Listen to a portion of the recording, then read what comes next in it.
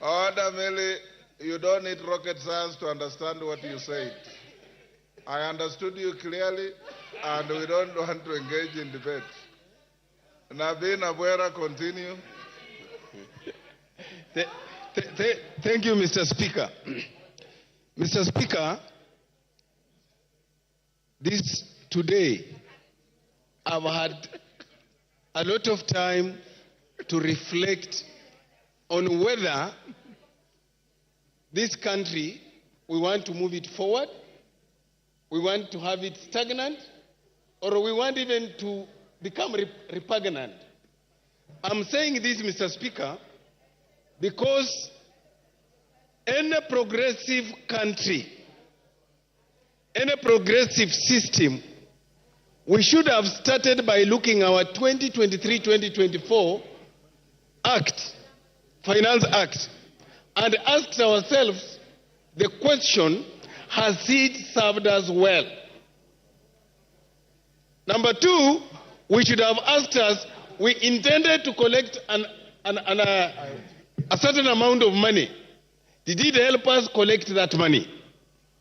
Number three, what has been the business performance for the period that 2023-2024 covered?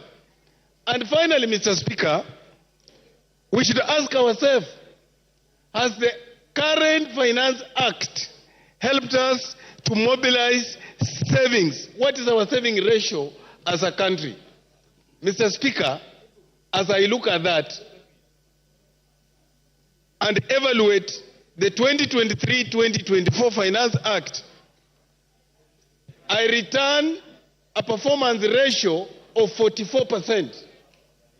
With that kind of performance ratio, you cannot come up with another act, a bill, to repeal that act, which increases the number of taxes, the amount of taxes to the public.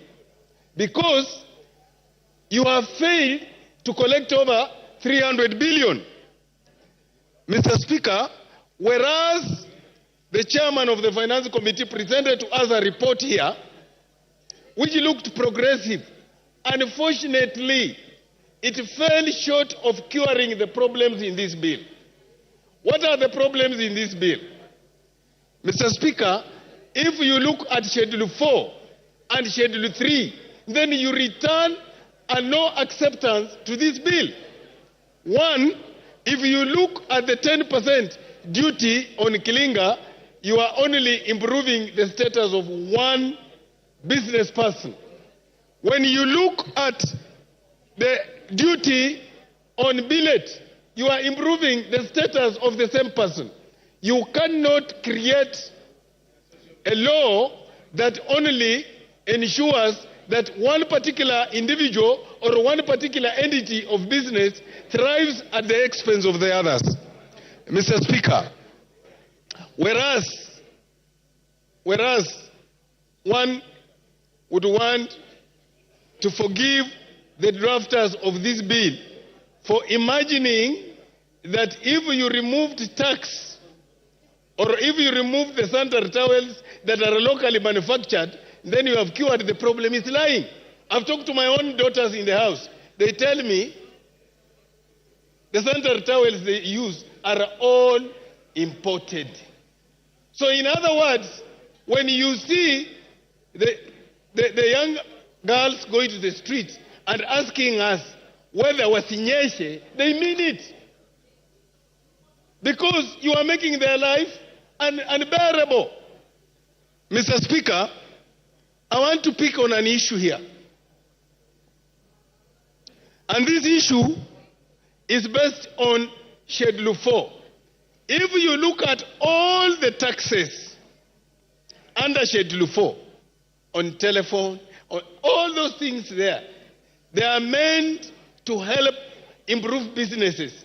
Now, if we are levying taxes on them, and already the business community is underperforming, how do we intend to raise money? If this country cannot mobilize savings, then we rather shut up and close it. I'm asking the drafters of this bill, and Chairman, with due respect, if you wanted to help us as a country with all those changes you made, they were fundamental, then the bill loses its original form. Then you should have withdrawn the bill and given us another bill. Mr. Speaker, I oppose. Dorothy Ikiara. Dorothy Ikiara. Thank you, Mr. Speaker. Mr. Speaker, on the outset, I say I support this bill.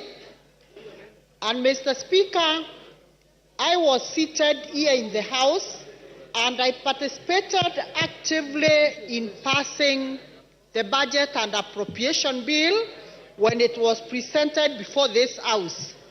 Honorable Speaker, we did come up with a lot of issues because, Honorable Speaker, we promised Kenyans on very many pledges when we were being elected. And inside this House today, Honorable Speaker, each and every member did give pledges. And we know what that means, Honorable Speaker. We promised the electorates good roads. We promised them medicine in the hospital. We promised them proper education for their children. And Honorable Speaker, this informs us of where we are today as a country. Honorable Speaker, since Kenya faces both a fiscal deficit and a budget deficit, the finance bill serves as a key legislative tool for the government. It combines revenue enhancing measures with expenditure rationalization to manage and reduce these deficits. Honorable Speaker,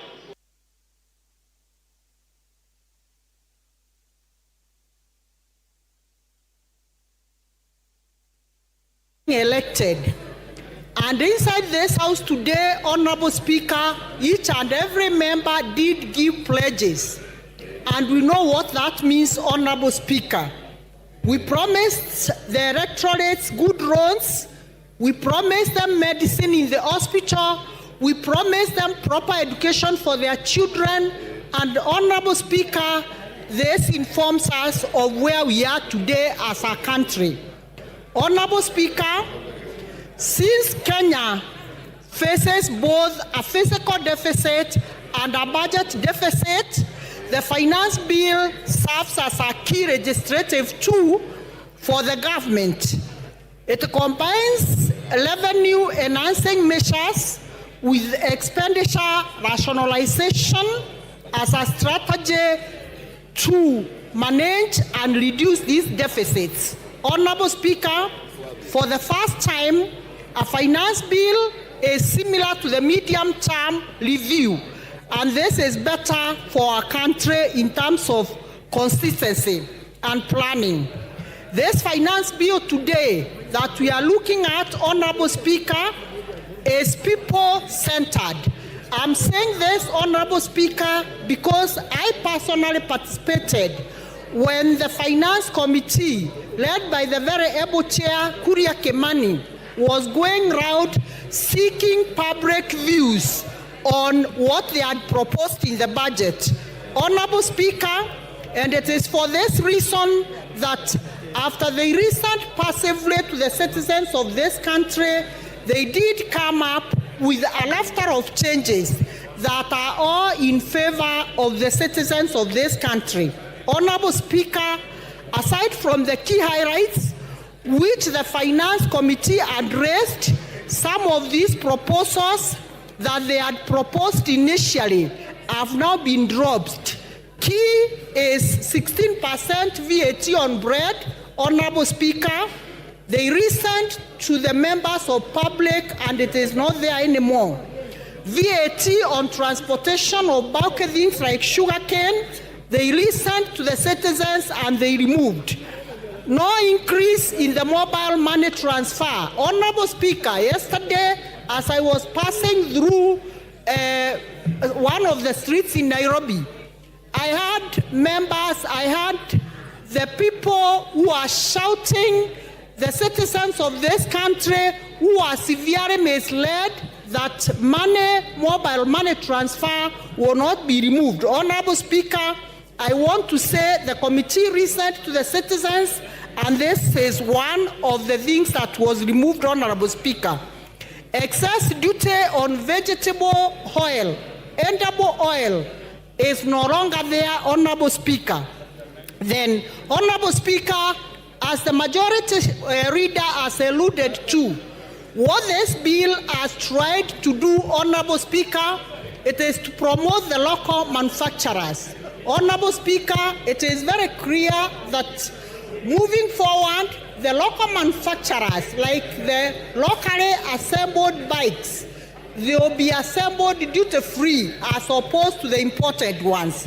Honorable Speaker, we have also another very good advantage that the E-team has been excluded from farmers and small businesses who have a turnover below 1 million. And Honorable Speaker, this is a clear manifestation that this government is a bottom-up government as we had promised the electorates. Honorable Speaker, I want also to unveil the key achievements, Honorable Speaker, in this bill, especially for the employed Kenyans, Honorable Speaker, where the allowable pension has been extended from being taxed from 20,000 to 30,000. This is an achievement for our workers and the salaried people, Honorable Speaker. Honorable Speaker, out of what this bill has addressed, and very importantly, Honorable Speaker, we are at a time when our country is struggling with cancer, Honorable Speaker. And this time, the Finance Bill 2024 has reduced the cost of cancer drugs and exempted them from value-added tax, that is VAT.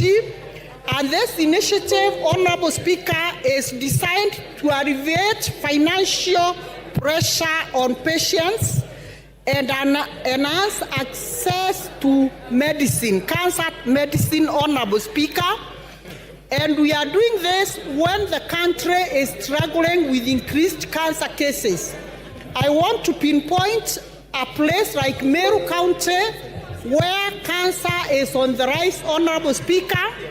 And this bill, having removed cancer tablets, cancer medicine, and VAT-free, Honorable Speaker, this is a great achievement for cancer patients in this country.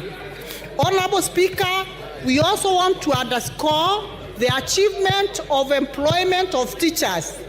The education sector has been given a very huge budget, and out of this budget, Honorable Speaker, we are proud that all the teachers who are employed as interns, 46,000 of them will be turned to permanent and pensionable, Honorable Speaker, so that they can be able to bridge the gap in our education sector.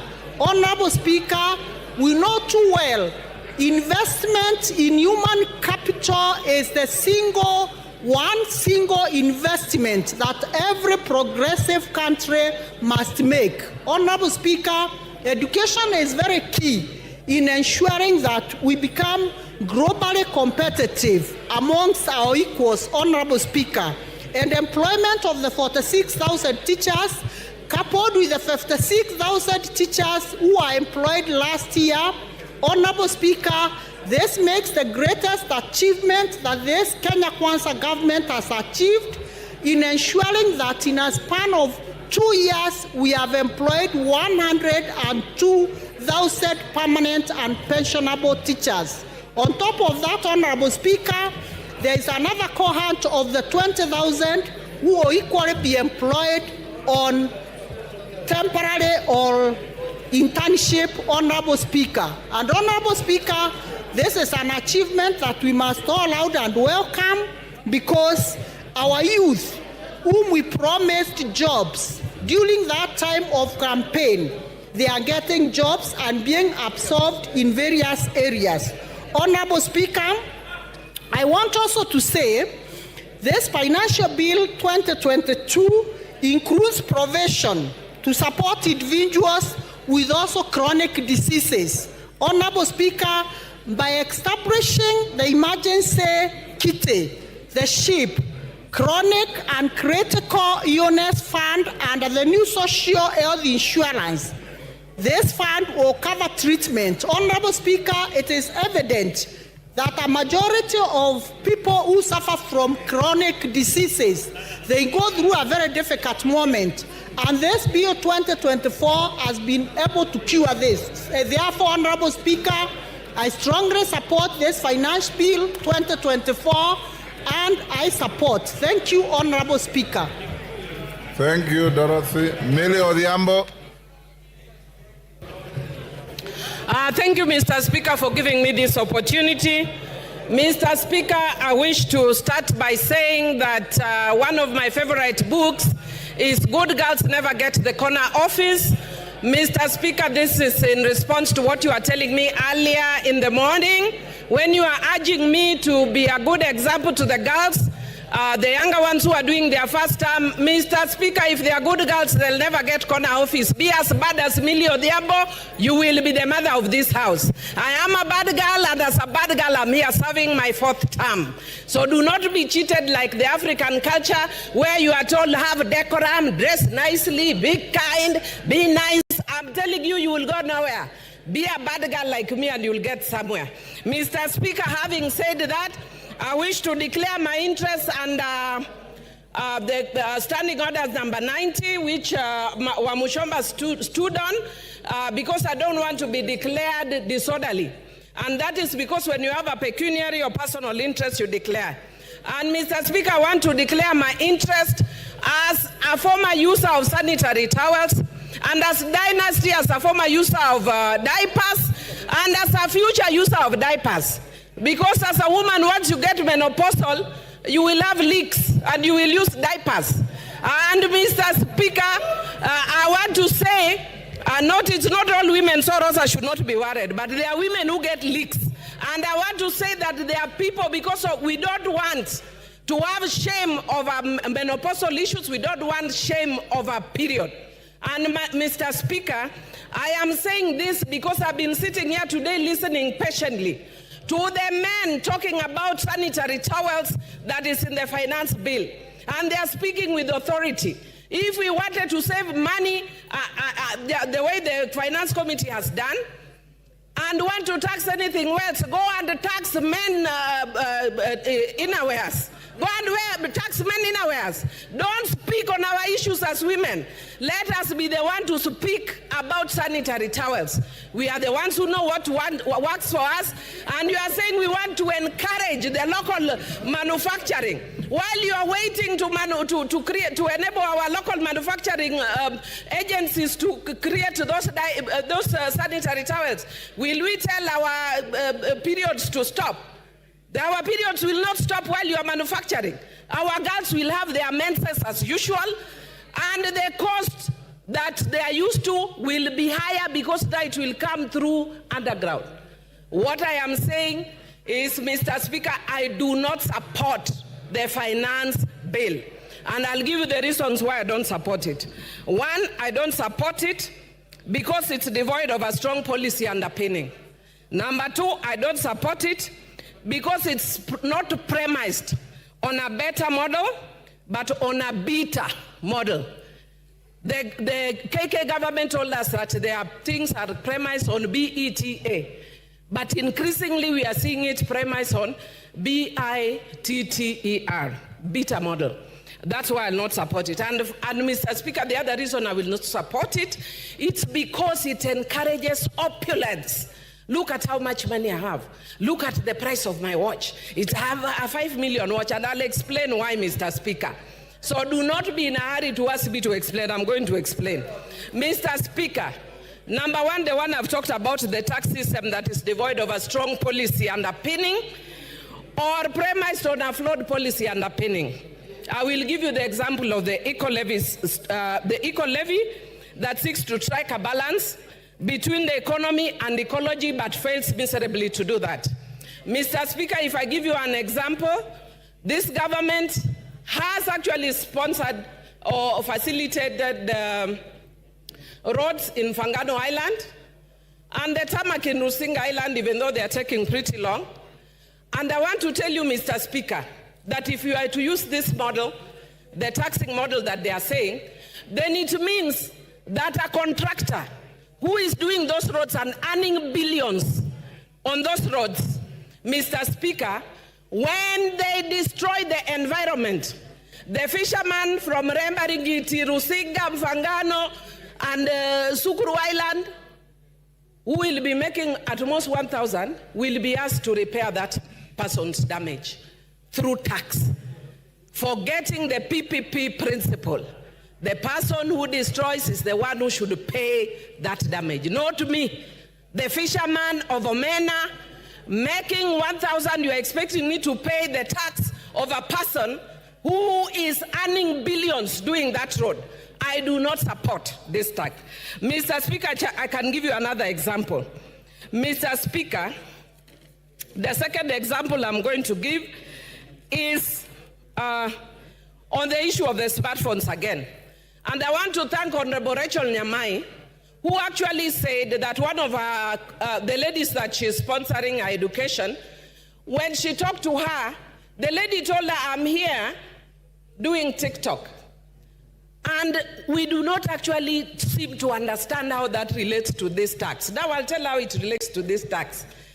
Mr. Speaker, if you are taxing digital content, Mr. Speaker, this girl has gone to town. I can tell you after this, Rachel Nyamai, myself and others will be on TikTok. The girls will be imitating us on TikTok. And they will be making money imitating us on TikTok. And then under this tax, we are telling them we are taxing you, TikTok. Why? They are doing that because there are no jobs. They have become innovative and look for their own jobs. And after they have got their own jobs, an industry that has not solidified, like teaching, like law, we want to kill that industry that is helping our young people. That is why the Gen Zs were on the streets. And Mr. Speaker, I'm so thrilled that I was shown a photo of a young girl who looks like me, and some people were saying, Millie, we can see you are here now, you can retire. And I wish she was in my constituency, I would have retired tomorrow. And Mr. Speaker, yesterday, my own niece, who I am the one who was raised since she was in primary school, she's lived in my house. I was with her. And I tried all means to try and divert her attention from what was going. How she managed to sneak in, and this morning she's telling me, and Mr. Speaker, before I got to what she was telling me, I told her, can I give you a lift to town? She told me, no, auntie, I cannot be associated with members of parliament. Your generation, you have messed this country. We have to fix it. Gen Z. If we do not take Tuesday, Super Tuesday, as a wake-up call as a country, I don't know what else will take up as a wake-up call as a country. And I want to tell the president, who I served with in the same committee in parliament, who was my classmate in the university, fire those guys that you have hired who are giving you economic advice. They are not helping you at all. How do you even imagine bringing something like taxing bread, even if it is as a joke? That is a joke carried too far. That is a joke carried too far. You can crack jokes elsewhere. You can find a situation where the young people have banned the country based on your joke. Try those jokes elsewhere. Because Kenyans are suffering. Kenyans are tired of being taxed. And if we cannot listen to the Kenyans who are tired of being taxed, we have no business being in this house. We must listen to the Kenyans. And I want to say that you have done well in trying to deal with some of those issues. But there are still very many that are still here, Mr. Speaker. Because we have a short time, I may not mention all of them. But I want to say, like, for instance, the eco-levy. We are talking about trying to be environmentally friendly. Yet the things that we are taxing, we are not doing exactly that, Mr. Speaker. And we are taking away jobs of young people by the tax. Look at the increase in fuel. We are taking with the right hand. We are saying we are removing the tax with the right hand and adding with the left hand. Mr. Speaker, I had a lot to say about this, but I can see my time is almost up. And what I can see on my side, they want to add me. But I want to say that because of time I may not speak, but I just want to urge the President, fire the guys who are around you, listen to Kenyans. I was speaking to some of my colleagues here. Thank goodness I've been here for a long time. I was speaking, Mr. Speaker, if you could humor me by just giving me 1 minute, and I'll conclude. Conclude. Thank you. I appreciate. Mr. Speaker, I was speaking to some of my colleagues here, and I will not mention their names. About 3 weeks ago, they know because I talked to them yesterday, and I was telling them, your ground is getting terrible. And they told Time up. Pukose Robert. Your time is up, Millie. Take your seat. Order, Angela. Mr. Speaker, I'm standing under Standing Order 97-3, as read together with 1. Honorable Bowen had requested that, this is a very important bill that the Kenyans are watching, and they want to hear what their members of parliament are saying about this and whether they have listened to their issues that they have raised about this bill. So will I be in order to ask that we reduce the time to 5 minutes, no, even up to tomorrow, to 5 minutes, so that each member, we are 349 members. If each of us was to take 10 minutes, it would take us up to 2 weeks from now. Yeah, 3 months. Surely we should be fair so that everybody can make a contribution to it. I have not contributed, and I've been here since morning. Yeah? Yes. So I start with me to have 5 minutes. Order, honorable members. Earlier on in the morning, member for Marakwet, is it East? Bowen Kangoko raised the same issue. Now it's popping out again. Are we comfortable with 10 minutes or we reduce to 5 minutes?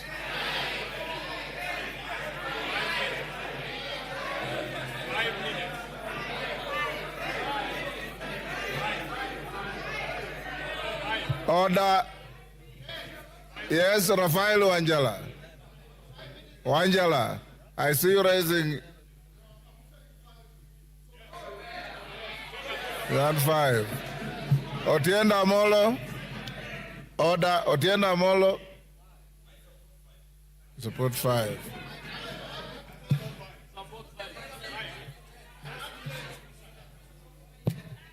Order, honorable members. I will put the question. Will those who want the time to be reduced to 5 minutes say aye? Aye. Will those who want to retain 10 minutes say nay? Nay.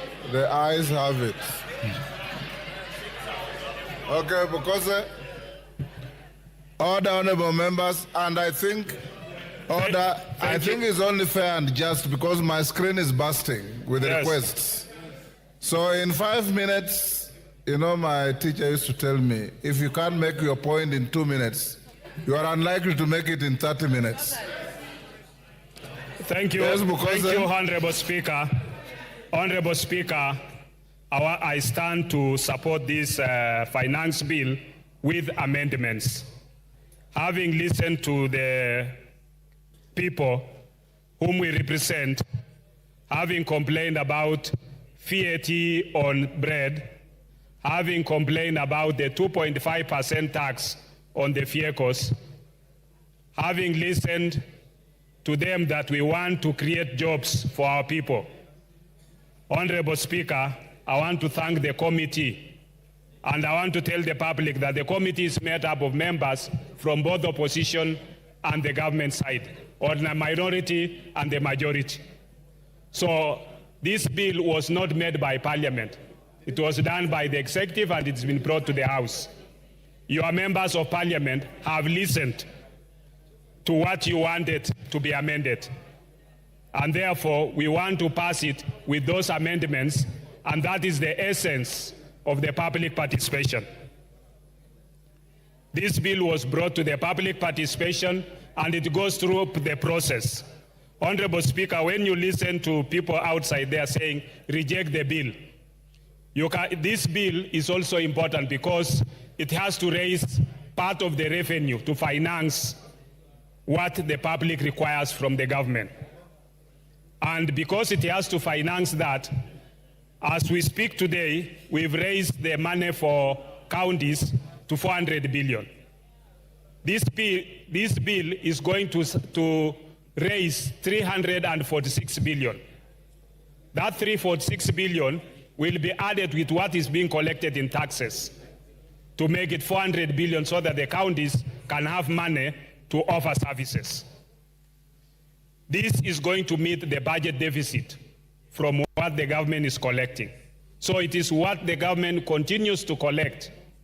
And we need the public to understand that when a finance bill is done, it is a bill that will come into effect to support what the budget requires for the government to deliver. And therefore, we cannot say reject it in total, but you can also suggest what amendments should be done. And I think as people's representatives, we want to ask our Kenyans who are outside there, if you have amendments, you can approach your member of parliament, and the member of parliament can still have time to create that amendment. So the issue of saying reject the bill, I think should not be there. But we should be able to make those amendments, and I hope that our counterparts from the minority side will support those amendments so that we can be able to deliver and make sure that we have listened to what the Kenyan public demands of us. With those few remarks, Honorable Speaker, I support with amendments. Honorable members, before I go to the next speaker, allow me to go back to order number 5 and allow the Chair, JLAC, to table a very important paper in furtherance of one of the NADCO bills.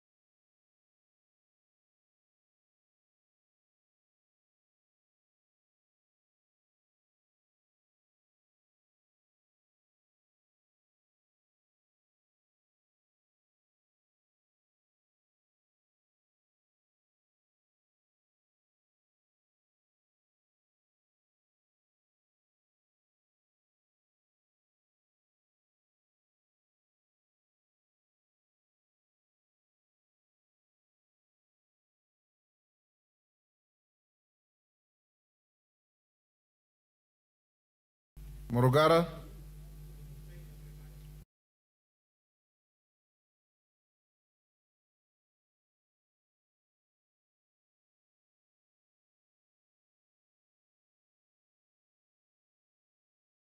There are like 89 pages. Honorable Speaker, the idea of using 5 minutes is good, but I think it also discourages some of us who take time to read some of these reports.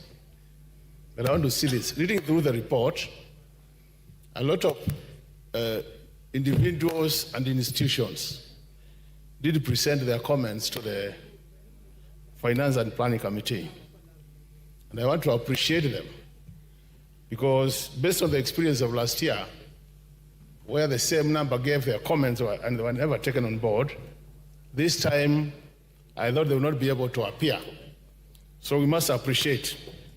I also want to thank the committee for creating time to listen to them, and they made some efforts to factor in their comments, Honorable Speaker. But I was asking myself, Honorable Speaker, looking at the original bill, you wonder what was the thinking behind some of the proposals. And that's why I want to thank the committee, because they have been able to undo some of them. But because I don't have a lot of time, I'll focus on what the report is saying and what I think from where I stand, that things have been made worse instead of being made better. Honorable Speaker, let me start with the proposal to increase the import declaration fee. If you look at the presentation by edible oil companies, Honorable Speaker, and the presentation by Kenya Association of Manufacturers, as well as the presentation by the Kenya National Commerce and Industry, Chamber of Commerce and Industry, they were proposing that, Honorable Speaker, the import declaration fee be maintained as it is, because by increasing that fee, you'll actually be increasing the cost of production. The reason being, most of our factories and industries depend on imported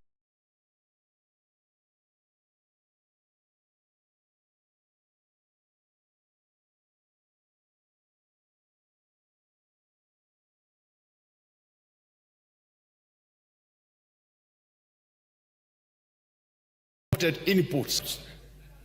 So as a result of that,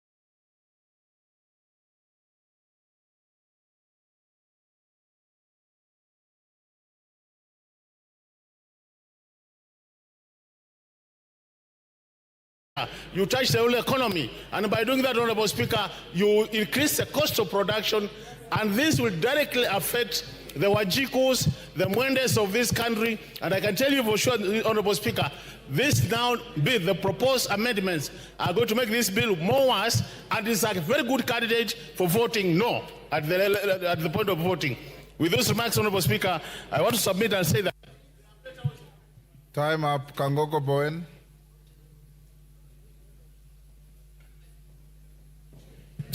Thank you, Mr. Speaker.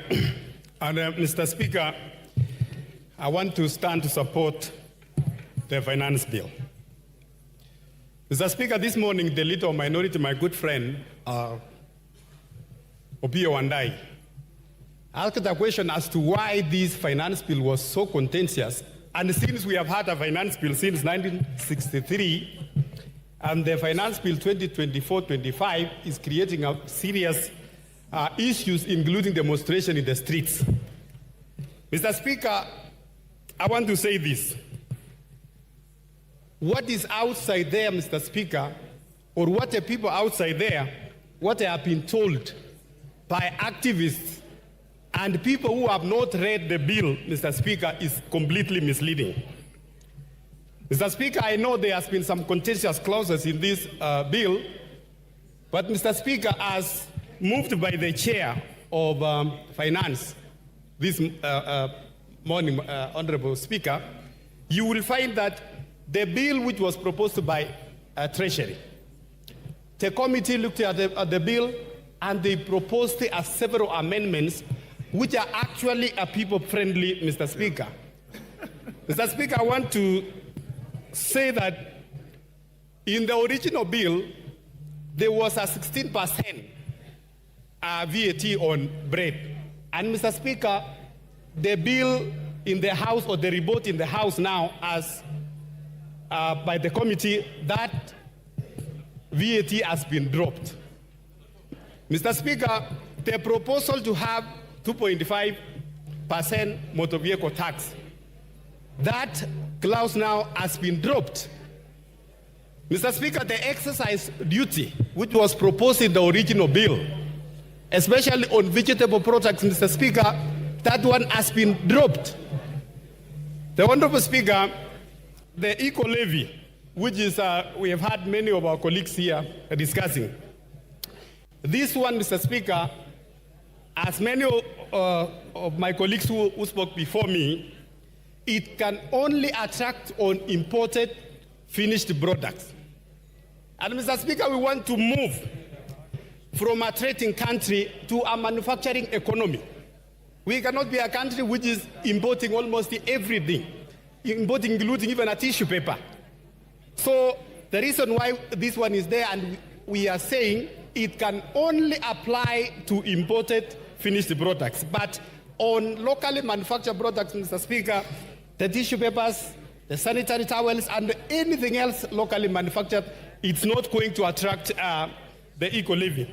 Mr. Speaker, some months back, we saw many of our farmers across the country. We saw in Murang'a, we saw in central Kenya, and across the country, that they were required to file their sales using the e-teams. Those e-teams, those avocado farmers who were told to give a KRA e-teams, Mr. Speaker, under this finance bill, the e-teams has been dropped. And any other small business which is 1 million and below, Honorable Speaker, is not going to attract the e-teams.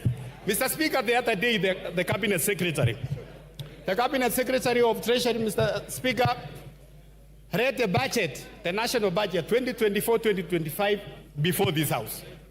That budget proposed, including the increment of counties, the monies to the counties to a tune of almost 400 billion. There is an increase in CDF. There is an increase of about 50 million per constituency in electricity. And Mr. Speaker, we can only achieve that if we can pass the finance bill. Mr. Speaker, on the taxation, which we all support, the finance bill proposes to increase taxation on cigarettes and tobacco products, on alcohol, and also on betting, gaming, and gambling, Mr. Speaker. Mr. Speaker, we have many of our youth who have got lost because of these issues of betting and gambling.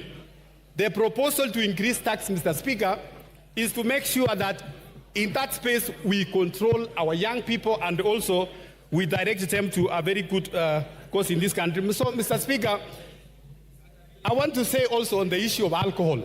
We have seen many of our young people, they have got lost and drunk with the cheap alcohol. With the increase in tax, it's going to address the... Time up, Otienda Amolo.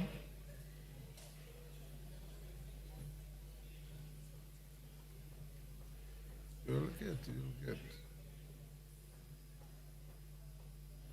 Give him the mic. Thank you, Mr. Speaker. Mr. Speaker, on the outset, I oppose this bill. And even having listened to the chairman on the raft of proposed amendments, to that I say too little, too late. Mr. Speaker, first of all, I think I have myself recorded 120 reasons for rejection of this bill. And Mr. Speaker, it is sufficient that the professional associations have spoken to this, the church has spoken to this, civil society has spoken to this, and Kenyans have spoken to this. There are legal reasons for rejecting this bill. There are financial and economic reasons, Mr. Speaker. There are humanitarian reasons. But more fundamentally, it is a moral question. This regime has lost the capacity for shame and does not even regard Kenyans.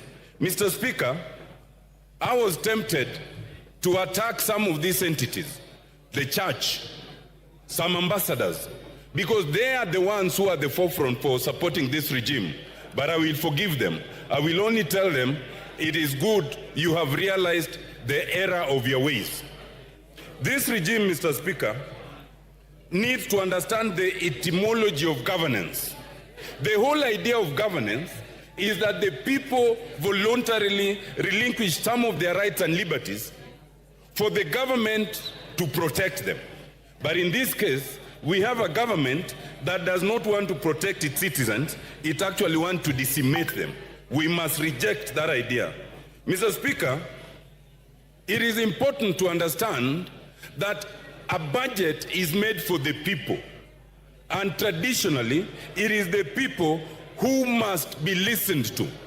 We have a draft bill whose origins is essentially the Bretton Woods institution, the IMF, and secondarily, the World Bank. Mr. Speaker, the Bretton Woods institutions were never made to further the interests of developing countries. The Bretton Woods institutions were established in 1944 essentially to protect and the war-ravaged countries, which essentially were all the developed countries. Therefore, when they come and they give us prescriptions, those are prescriptions that must be taken with a pinch of salt. In the 1980s and the 1990s, they gave us what was called the structural adjustment programs. It is only when Kenya, like other countries, rejected those subs that we started going somewhere. Now we are in a situation where the Bretton Woods institutions have come back in full swing in the face of the executive. It must be rejected.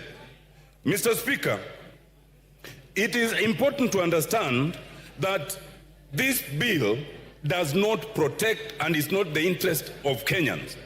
And some people are fear-mongering, saying that if we reject the bill, then we'll be in a crisis.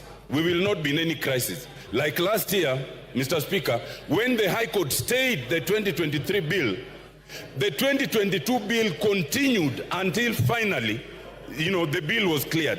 And therefore, Mr. Speaker, the 2023 bill, which is already draconian enough, but is less draconian than this one, let us reject this bill. The 2023 bill will continue, and let us have a bipartisan approach to budget making so that we can sit down and agree on the basic minimum that must be included in that budget. Mr. Speaker, I reject and I oppose. Thank you very much.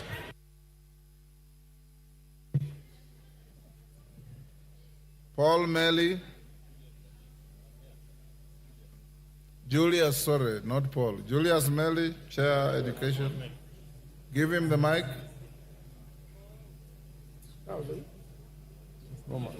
Thank you, Mr. Speaker. Mr. Speaker, from the onset I rise to support this bill.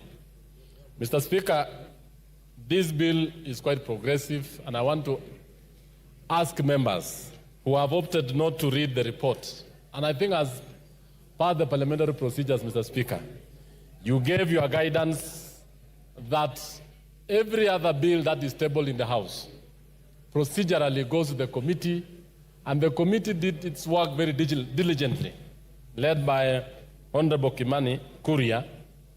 They went down and met the public. They met the stakeholders. They met all the Kenyans who actually gave their suggestions to this particular bill.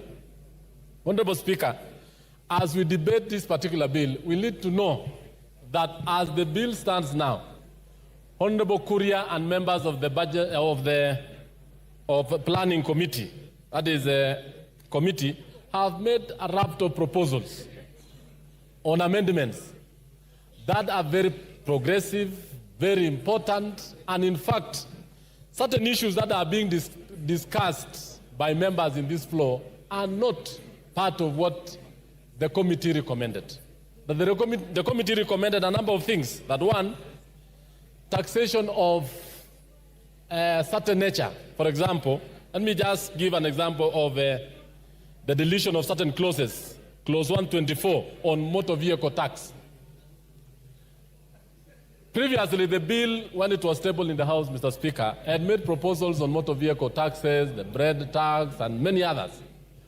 But the committee, in its wisdom, and having had the Kenyans, and having had the stakeholders, actually deleted most of those clauses. That the members opted to address the public and Kenyans as if the committee has not made its report in the House is not good, Mr. Speaker. Mr. Speaker, let me just go down and enumerate why I support this bill. That clause 23 is actually on the issue of athletes.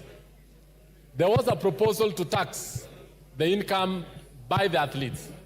The committee went ahead and deleted that and asked that athletes be incentivized and be allowed, and their monies they earned actually will give an income to this country.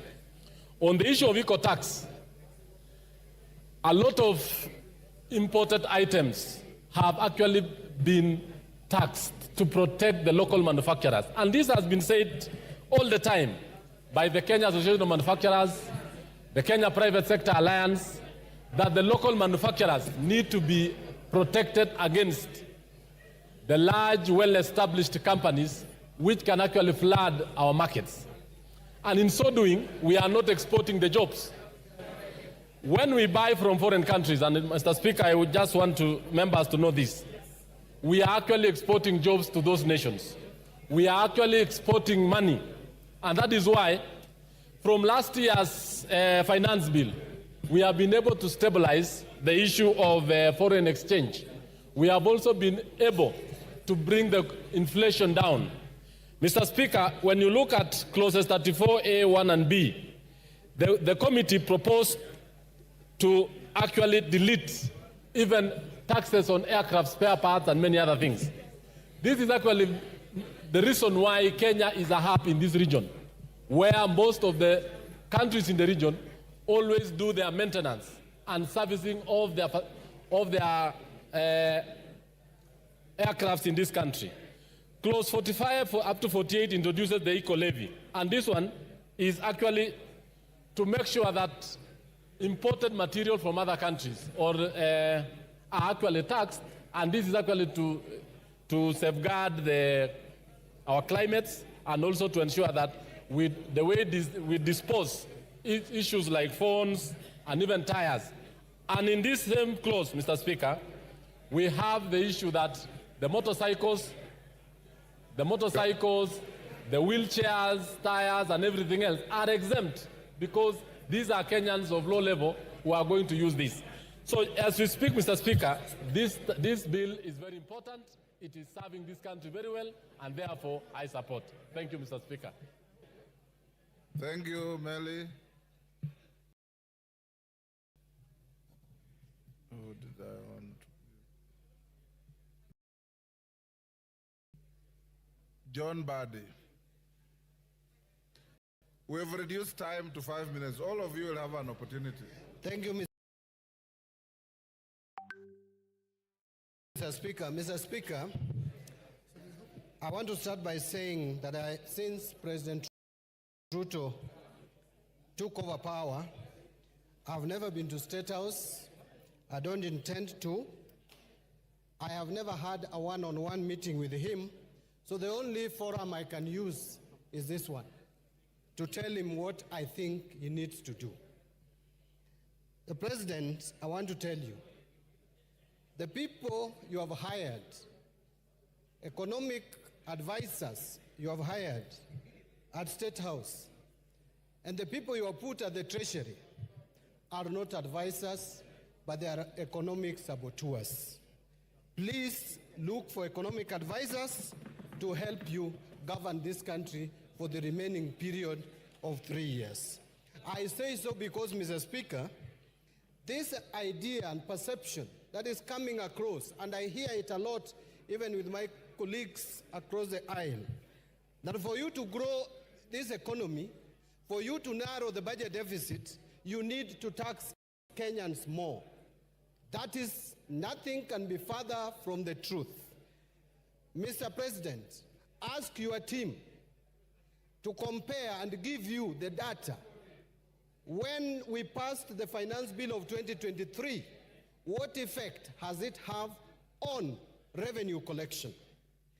If you compare revenue collection up to 12 months leading to March 2024, the growth in revenue is 13.8%.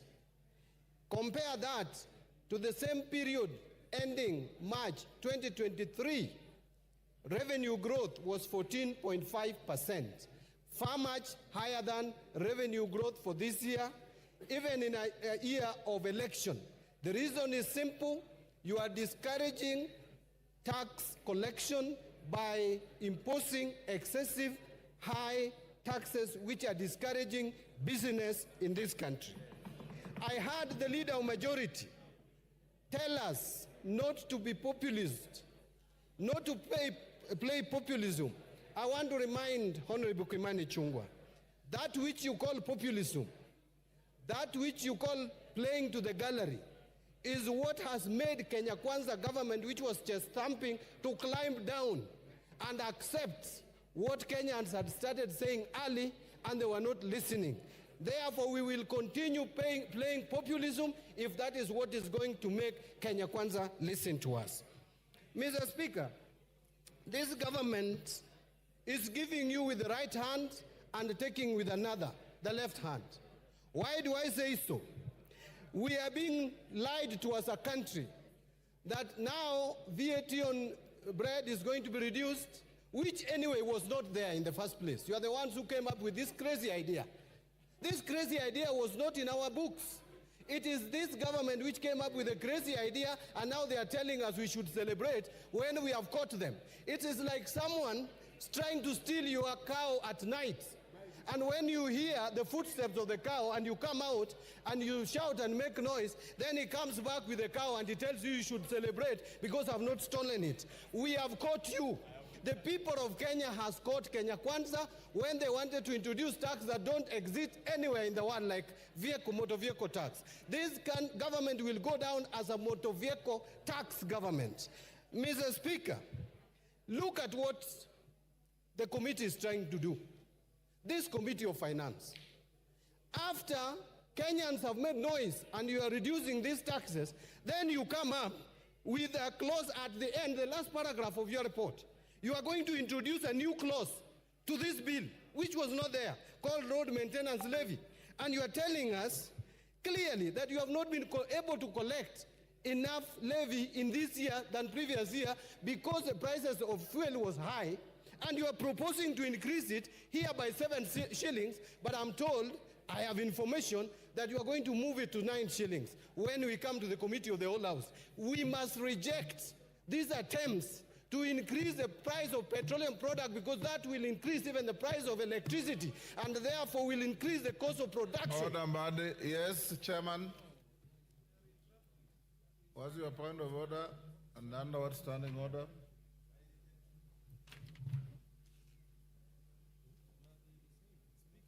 Give him the mic. Honorable Speaker, I raise under standing order number 91. Is it in order for my very learned colleague and senior in the profession to mislead? He's not learned, he's educated. Okay. My senior accountant. Molo, you should defend the profession.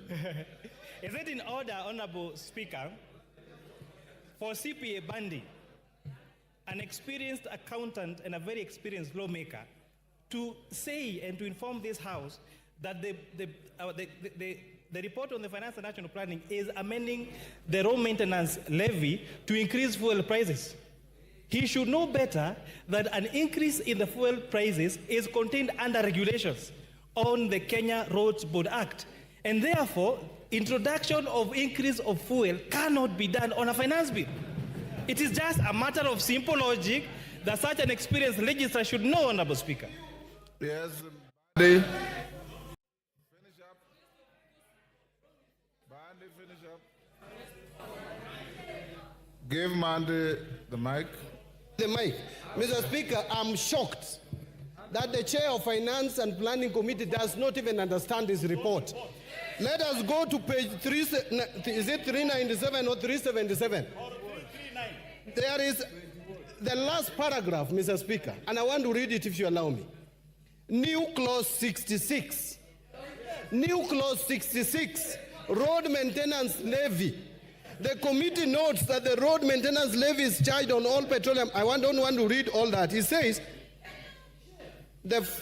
additionally, the committee to help raise sufficient funds to maintain and repair roads across the country, the committee recommends an increase of the levy pursuant to Section 3 of the Road Maintenance Levy Fund Act from 18 shillings to 25 shillings per litre on all petroleum products. Mr. Speaker, new clause means what? You are going to put a new clause. Order. You know, Mr. Speaker, yes, Kimani. I came to Parliament. Order. Nothing personal, Bandi. Honorable Speaker. You are a senior. Honorable Speaker, this matter was first raised by the Cabinet Secretary for National Treasury. Wait, no, for Cabinet Secretary for Transport. He has been challenged. Hold on. The committee extensively deliberated on this matter. And it's a matter of fact of law that you cannot bring an amendment to increase fuel through the Kenya Roads Management Act. And therefore, Honorable Speaker, so when the committee will be proposing amendments during the committee of the whole House, we have already submitted our report that this cannot be done on this finance bill, and that is a fact. So, in as much as you know, Honorable Speaker, our friends here, on one hand, they are saying they want to discuss the finance bill, the proposals as they are. On the other hand, they are saying they want to discuss the report. I think they should also declare whether they want to discuss the finance bill with the report as it is. Order. Next, Murumba Chikati. Order. You have an opportunity to amend this bill at committee of the whole. So hold your horses and Murumba Chikati, Badi's time is over. Your time is over. Murumba Chikati. You send us. Yes. Thank you, Mr. Speaker. Mr. Speaker, while supporting this bill, let me also try and look at the needs that are facing our country across the sectors. Mr. Speaker, one of the biggest challenges and why I support this bill. Yes, order, Chikati. What is out of order, women rep for Migori? Mr. Speaker, under what standing order? You will get it. I'm a first time. I don't know the standing order well, but you need to know that there are women in the House. Mr. Speaker, kindly balance. If you can't see us, we can walk around. You'll be seeing that there are some female figures in the House. Are you alleging that Millie Odhiambo is not a woman?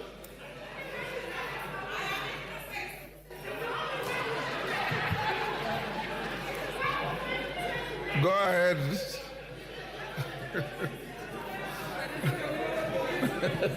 Yeah? Chief?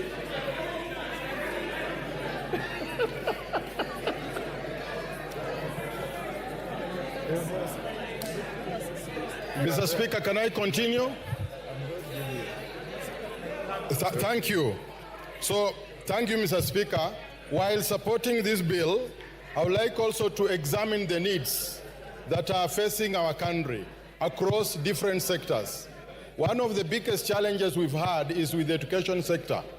The JSS, Mr. Speaker, was started without proper infrastructure. We have a serious problem of infrastructure and manpower in the JSS. It is my hope, Mr. Speaker, that these funds be raised through taxation so that we could be able to support the JSS, which is really struggling to pick up, and deliver it to where it is supposed to be. The next area, Mr. Speaker, that I would like to look at is the TVET sector. TVET is critical to the development of our country. But this TVET lacks two things, equipment and manpower. And it is my hope, Mr. Speaker, that some of the funds allocated and which is going to be raised can be able to deliver the TVET sector as required. Access to electricity, Mr. Speaker, in the rural areas is a problem in Kenya. The last mile, which had started in 2013, between 2013 and 2017, stalled along the way. It is my hope that the last mile electricity in rural areas can be able to be spread so that rural Kenya can be able to access electricity just as much as urban centers.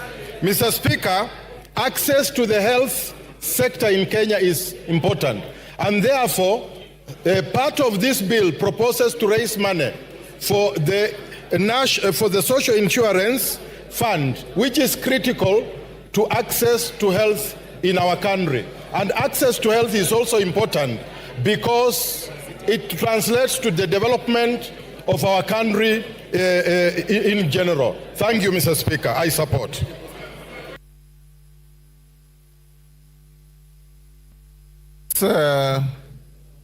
Chikadu, you finished? Yes. What's your point of order? Sorry, I was consulting with the chairman. Mr. Speaker, there seemed to be a serious level of misrepresentation in the documents that we are looking at.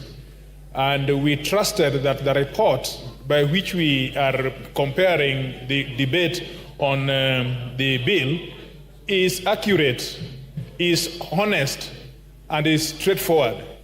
It has transpired by the words of the chair of the committee, who has signed the document, that the document did not bear this issue on RMLF. Now, Mr. Speaker, all of us have come here with good faith, and we want to debate this thing in the best of faith as we can. We have even accepted that these issues, although they are going to come in future, in fact, it is like we are anticipating debate, but we have accepted that the chair of the committee will do what is honorable, which will be to make these amendments at the committee stage. But if with this serious misrepresentation, if you work out the maths, you are talking about billions as arising out of that element of raising 9 shillings on RLMF. Now, do we still have good faith that we are dealing with a report which will end up in changing what people are saying out there? Or is it that we are debating this bill, and when we come to the committee stage, then we will be faced with different things? Thank you. Mr. Speaker, please attend to that so that we can have a debate which is correct and forthright in the House. I hear you. Mishimbogo. For the point, Kajwang, I hear you. Mishimbogo. Asante sana Mheshimiwa Spika. Mheshimiwa Spika, kwanza niwapatie kongole wa Kenya kwa kusimama kidete na kuweka kilio cha haki katika mswada huu wa fedha. Na niweze kusema kama ulivyosema, tunazungumzia ripoti na tunazungumzia pia huu mswada wenyewe. Na katika ripoti imezungumzia haswa ya kwamba wataweka kifungu 66 waweze kuongeza pesa ile ambayo itakuwa inatoka katika mafuta kutoka shilingi 18 mpaka shilingi 25.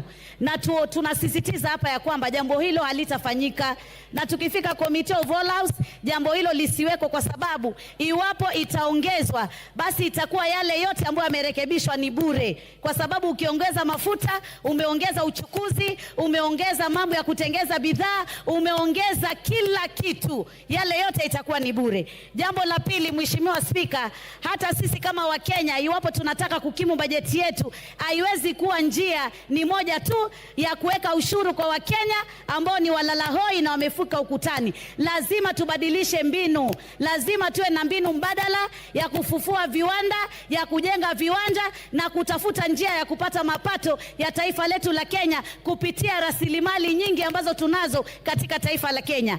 Mheshimiwa Spika, niweze kusema pia haya mambo ya mazingira, kuongeza kodi ya mazingira, na tumezungumzia ya kwamba sodo na nepi kuwa zinapatikana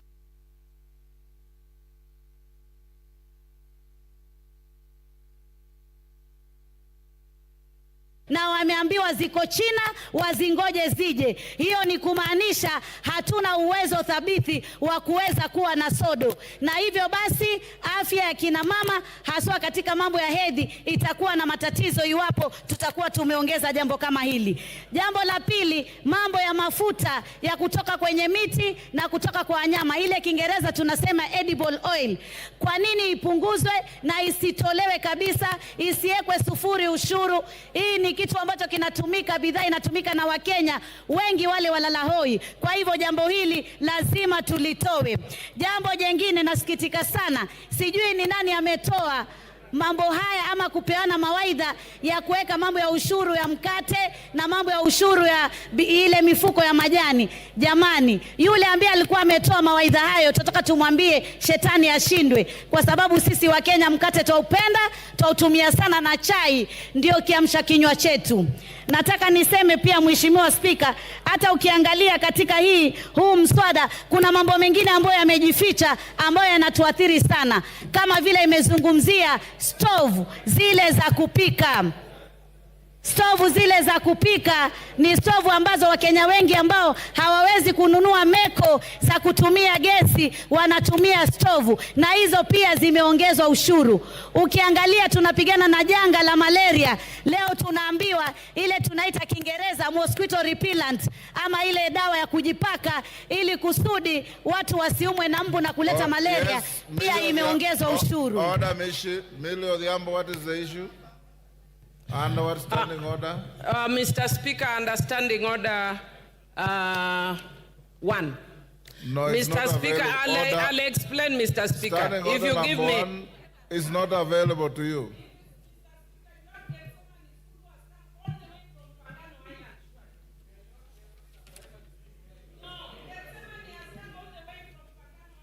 Millie, I have the school here and I'm going to acknowledge them, if that is what you want to raise. And it's out of order for you to shoot into the debate on finance bill to mention a school from Mfangano. Take your seat. Take your seat. Mheshimiwa Spika, bidhaa zile ambazo zinatoka nje ambazo tunasema tutaziwekea ushuru, lazima tuwe waangalifu, tusije tukaweka ushuru katika bidhaa za kutoka nje ambazo sisi kama taifa bado hatujatengeza viwanda vya kutosha, kama zile clinkers. Sasa hivi tunajenga manyumba ya bei nafuu na tunatumia materials nyingi sana, na hivi basi hatuna viwanda vya kutosha vya kutengeza bidhaa kama hizi. Kwa hivyo lazima tuangalie wakati mwafaka ambao tunaweza kuongeza ushuru kwa bidhaa za kutoka nje, wakati tumetimiza na tumekuwa na uwezo kama taifa la Kenya. Vile vile pia nataka niseme ya kwamba mambo ya magari, ambapo magari tulikuwa tunaambiwa ya kwamba ni ni mapato, na tulipoambiwa ni mapato ya kwamba tuweze kutoa ushuru. Nataka kusema magari si mapato. Magari ni ile tunasema asset, kwa Kiswahili rasilimali, na huwezi kumtoza mtu ushuru katika rasilimali. Jamani, tupunguze matumizi ya kiolela katika maofisi yetu. Ofisi ya naibu wa rais inataka kufanyiwa marekebisho, mabilioni ya mapesa. Ukiangalia bei ya kununua hiyo ofisi na bei ya marekebisho ni tofauti sana. Lazima tuangalie ufujaji wa pesa tuweze kusaidia taifa la Kenya, lakini tusitegemee mambo ya ushuru peke yake tukaona tunaweza kukimu bajeti yetu. Nataka niseme sisi kama Wakenya tuendelee kusimama kidete, tusingoje wanasiasa tunapoona mambo yanatukwaza, haswa haya ya kiuchumi. Tusimame sisi wenyewe kidete tuweze kusikia sauti zetu zikizungumziwa. Jambo jingine ambalo ningetaka pia kuzungumzia, niseme ya kwamba tuweze pia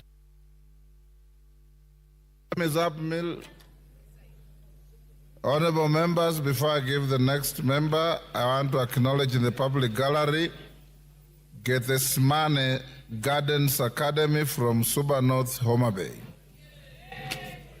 On behalf of the House and myself, I welcome the students and their teachers to the House of Parliament. Thank you.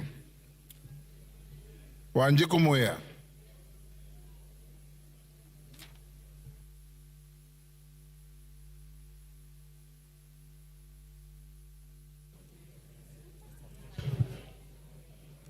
Thank you, Honorable Speaker.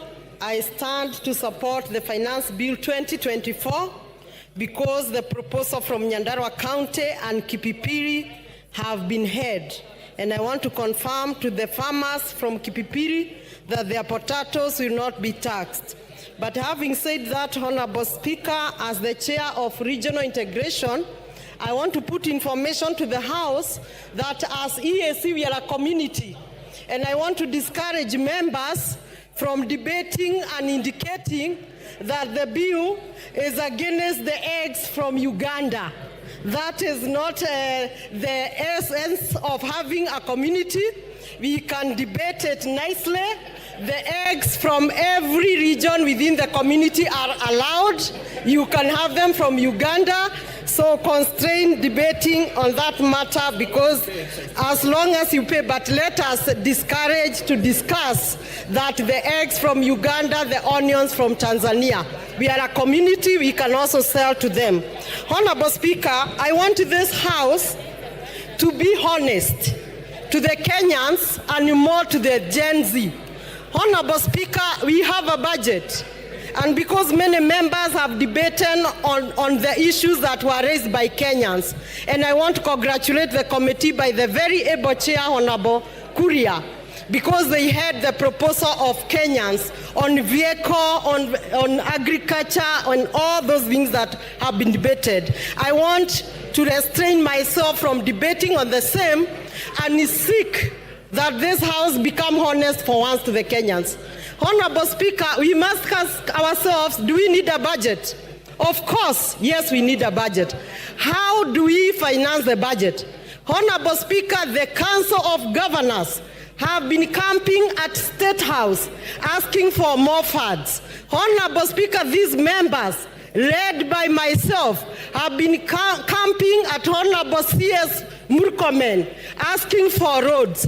Honorable Speaker, these members have been speaking of JSS teachers, asking for billions to pay them. These members have been speaking for the old, asking for more than 40 billions to pay the senior citizens. And so, it beats all the logics that we can join the public in the gallery and the bloggers and Jay-Z, and instead of educating them that even if you go to the road, you can only go to the road, but then you don't need to have the roads in your constituency. Instead of us as members informing the public that we need money, 600 billion for education, we are supporting the public and raising the emotions, which in my view, I think it is dishonest. It is honest to educate the public that the county governors were camping at State House because the citizens, in fact, is a cycle, Honorable Speaker, the citizens back home were also camping at the governor's residence and their offices asking for projects. Why we go to Murkomen is because our citizens also come to our offices, our phones, and our homes, also asking for the project. So it is a whole cycle. And somehow the budget is also political. You need to do a road in your constituency. The governors need to do their project in their counties. Where will the president get the money? The money has to be raised. And then there is no need of raising emotions and trying to support the bloggers who are only saying reject the finance bill, and yet they are not saying reject the roads in our constituency. Honorable Speaker, I want to put a point about the treasury boards. As much as we want to defend the locals, we also need money, and no village can stay alone.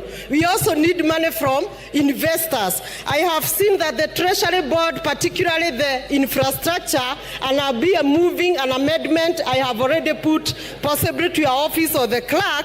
It will be charged effective July 5%, while for investors will be charged 15%. I feel this is very high, on the very high side, and for purpose of continuity of government earning money and quick money from treasury boards, particularly the infrastructure, it is my hope that my amendment and those who support me will go through. Honorable Speaker, without so much, I just want to insist that this House be honest. We need budget, and budget. Thank you, Muya. Honorable members, I want to repeat what I order.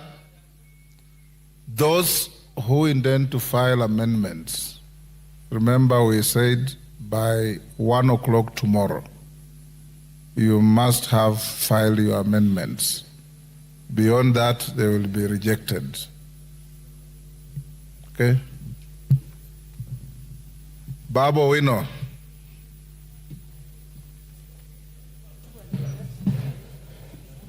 Thank you.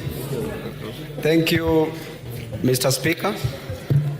Mr. Speaker, I rise to oppose the bill, the finance bill 2425, based on the following grounds. That number one, Mr. Speaker, there was anger that was expressed yesterday on this, to be specific, the Gen Z, the Generation Z revolution that started yesterday reminds me, Mr. Speaker, of number one, the revolution that took place in China, the Chinese Revolution, that was also known as the Peasant Revolution or the Mamamboga Revolution, that occurred in the year 1949, which was headed by a gentleman called Chairman Mao Zedong, together with Deng Xiaoping. Mr. Speaker, the revolution that started yesterday also reminds me of the Russian Revolution, which was the Bolshevik Revolution that took place in 1917 under the leadership of Vladimir Lenin and Joseph Stalin. It further reminds me, Mr. Speaker, of the Bourbon Restoration in France, the French Revolution that took place in the year 1789, that was headed by Maximilien Robespierre, together with Napoleon Bonaparte, the military genius. Mr. Speaker, that revolution advocated for three things. Number one, equality and fraternity. Can you just shut up as I pump knowledge in your empty mind? Kagombe.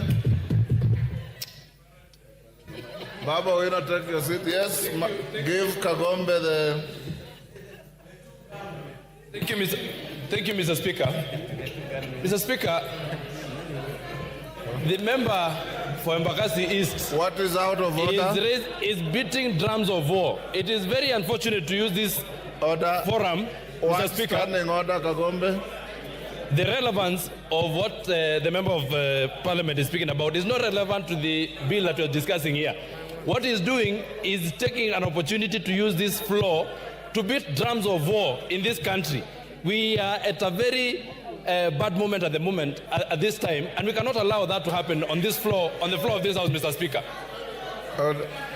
Go on.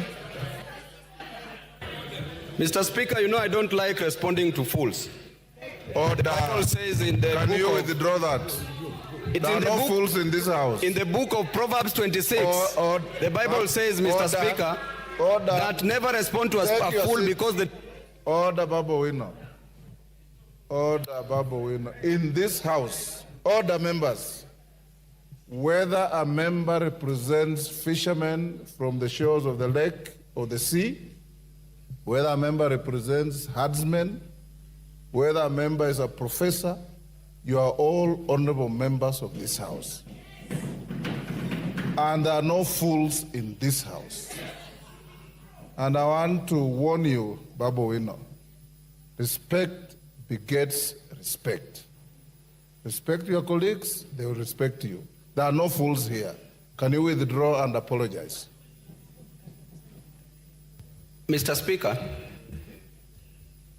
a fool is somebody who does not understand something. Order, Babu If I Wino. think that somebody is a fool, why should Order, Babu Wino. You withdraw and apologize, or I truncate the mic and give the floor to somebody else. Give him the mic.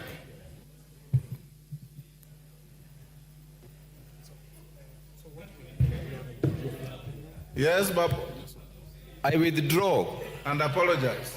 I don't apologize, Mr. Speaker. Withdraw and apologize. You can give the mic to somebody else, Mr. Speaker.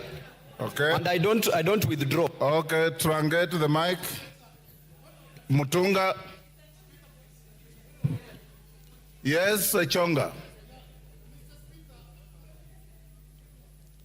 Give the mic to Chonga. Thank you, Speaker. Mr. Speaker, you made a statement before the House went for lunch that people should not even need to remove their cards from the sockets. Mr. Speaker, They didn't. I went there, Mr. Speaker, after lunch I was number 7. When I came here, I was told I'm still number 7. Right now, the number of members who have contributed are more than 30, Mr. Speaker. So I wanted to know whether indeed you are still going with the list, or maybe you have changed the rules so that those who may not have a chance to speak can do something Honorable else. Chonga, utaongea, hakuna shida. Honorable members, as you debate this, I want to repeat this. You know, there are people with various levels of education, various levels of knowledge, various levels of wealth, and many other things. Humility costs nothing. Respect costs nothing. The fact that somebody has said something you don't like doesn't make him a fool. The fact that somebody has said something you don't agree with doesn't make him a fool. Enda soma kitabu kiliandikwa na Mwalimu Nyerere akifafanua tofauti ya pumbavu na mjinga na utaelewa. Endelea, Bwana Mutunga. Thank you, Honourable Speaker, for the opportunity to also add my voice to this debate. Honourable Speaker, I stand to support the adoption of the committee report towards the amendments to the finance bill. Honourable Speaker, Kenyans have spoken and Kenyans have been heard. Many are times when you say that Kenyans are not heard, but this time around, Honourable Speaker, Kenyans have been heard and they have significantly changed the content and context of this bill.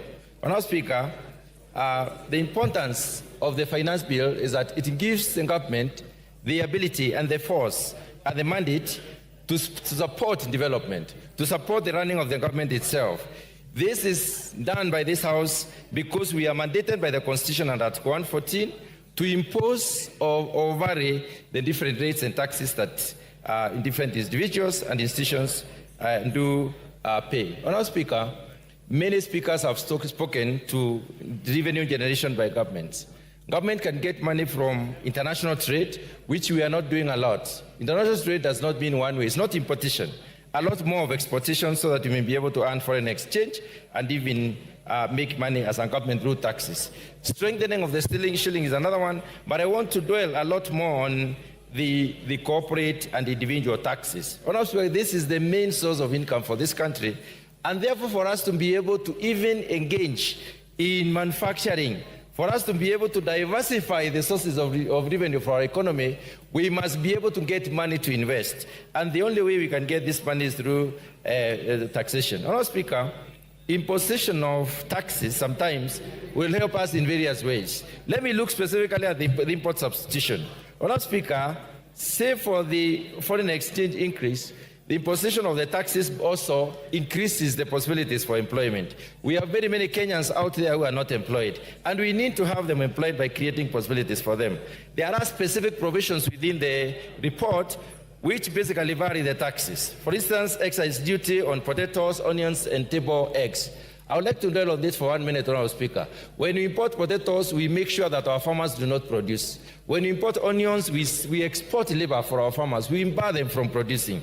When we import eggs, for the table eggs, we make sure that our poultry farmers do not have market or they cannot sell competitively. So, Honourable Speaker, barring those ones through taxation on position of import duty is important. But there is a specific egg that is excluded, and this is the viable egg, which is basically used for production of day-old chicks.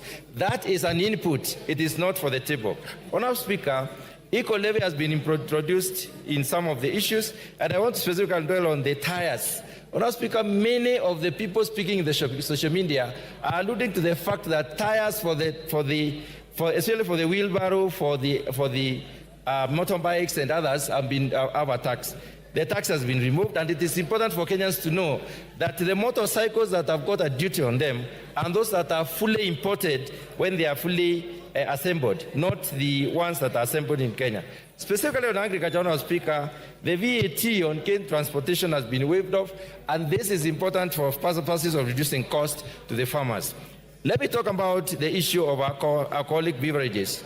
Honourable Speaker, the movement from levying alcohol on quantity and specifically going to the alcohol content is important because it will bar our young people from engaging in very concentrated alcoholic substances.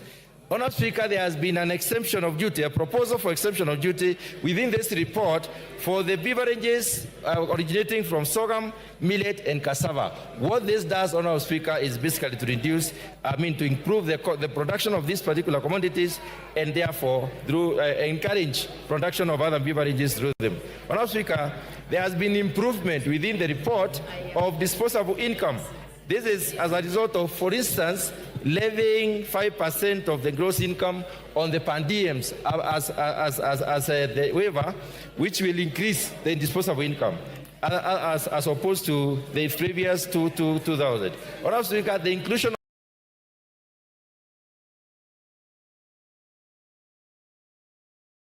shift and the housing levy as statutory deductions also increases the disposable income. The final one, Honourable Speaker, I want to talk about is the motor vehicle circulation levy. This was a major issue, and I had also proposed to bring an amendment on this particular issue, but I'm glad the report recognized that and did away with it. Honourable Speaker, this report is balanced. We must raise some money. We cannot reduce everything. We cannot remove everything. We should be able. Thank you, Honourable Oundo.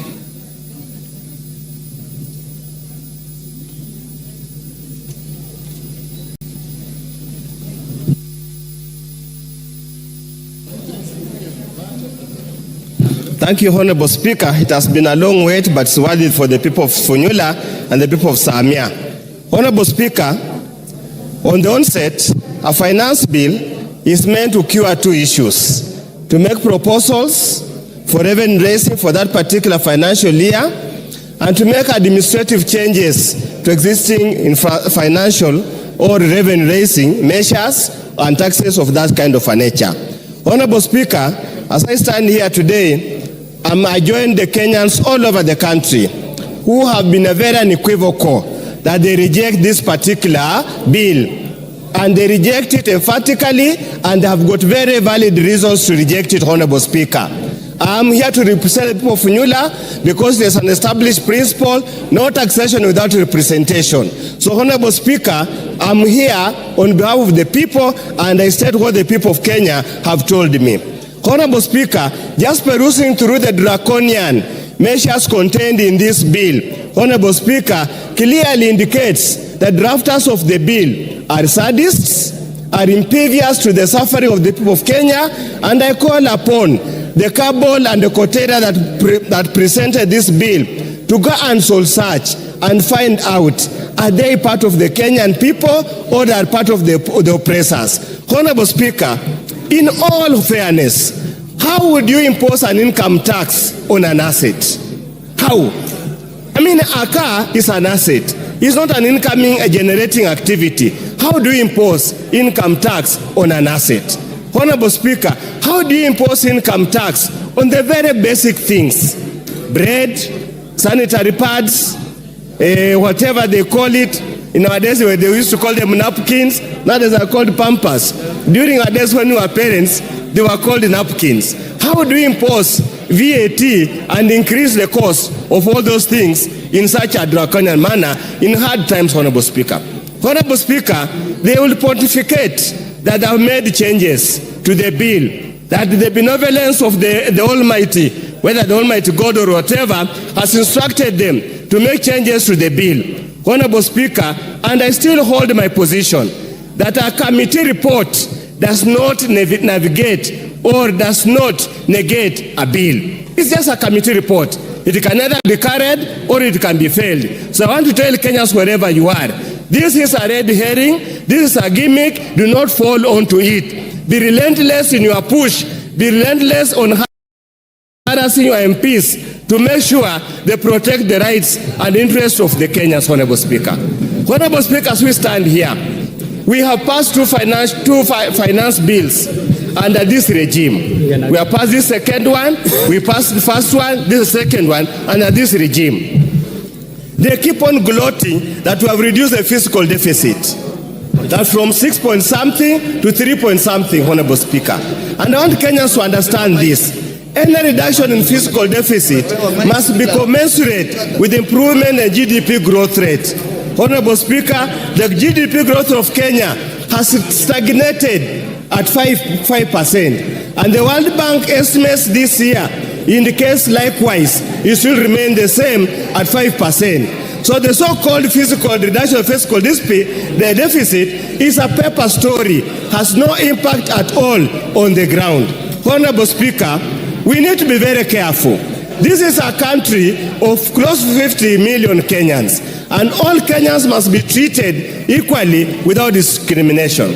Honorable Speaker, imposing a tax on some kind of raw material, clinker, so that you benefit, you improve the economic value of a particular player in the industry is unconstitutional and is extremely unfair. As I conclude, Honorable Speaker, I really want to send a message to the President. And if he has read the book of Chinua Achebe, Okonkwo was told, this boy has called you father, don't kill him. He went ahead and killed him because he has been told by customs to kill him. IMF, Bretton Woods, and the USA is telling you to kill Kenyans, but the Kenyans are crying, the blood of Kenyans will remain in your hands. Thank you, Honorable Speaker. I oppose. Naomi Wako. I have the mics. Thank you, Honorable Speaker, for allowing me to add my voice to this very important debate on Finance Bill 2024-2025.